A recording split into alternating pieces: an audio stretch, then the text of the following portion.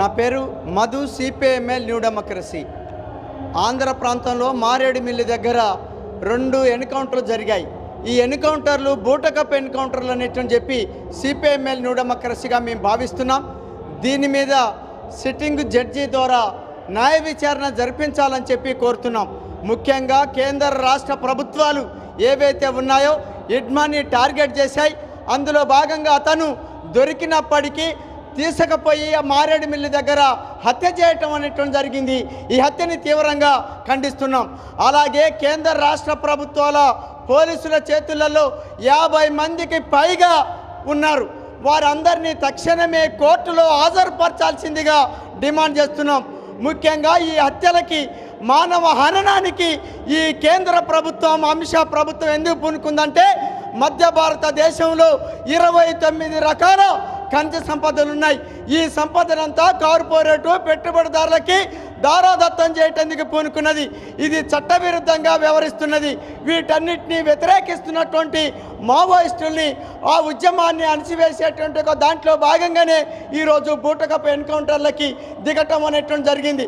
వాళ్ళు చర్చలకు వస్తామనేటువంటి చెప్పి ప్రకటిస్తున్నారు. వాళ్ళతోటి ఎందుకు చర్చలకి ముందుకు రావటం లేదు ఈ కేంద్ర ప్రభుత్వం అంటే ఈ సంపదనంతా కార్పొరేటు సామ్రాజ్యవాద కంపెనీలకి దారాదత్తం చేయటానికి వీలు పడదు కాబట్టి ఇట్లాంటి వాటికి పూనుకొని చర్చలకి ముఖం సాటేస్తున్నది. ఇప్పటికైనా అట్లాంటి వాటికి స్వస్తి చెప్పాలని చెప్పి మేము డిమాండ్ చేస్తున్నాం. మావోయిస్టుల్ని 2000 మార్చి నాటికల్లా అంతమొందిస్తానని చెప్పి ప్రకటిస్తున్నాడు.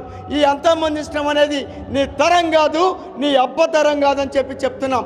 ఎందుకంటే ఆకలి ఉన్నంత కాలం, దోపిడి ఉన్నంత కాలం, హింస ఉన్నంత కాలం, శ్రమ దోపిడి జరిగినంత కాలం విప్లవకారులు ఉంటారు, విప్లవోద్యమాలు ఉంటాయి, అవి ముందుకెళ్తాయి. వాటిని అణిచివేయటం ఎవరి తరం కాదని చెప్పి సందర్భంగా స్పష్టం చేస్తున్నాం. సిపిఎంఎల్ న్యూ డెమోక్రసీ ఖమ్మం జిల్లా కమిటీ కార్యదర్శిని.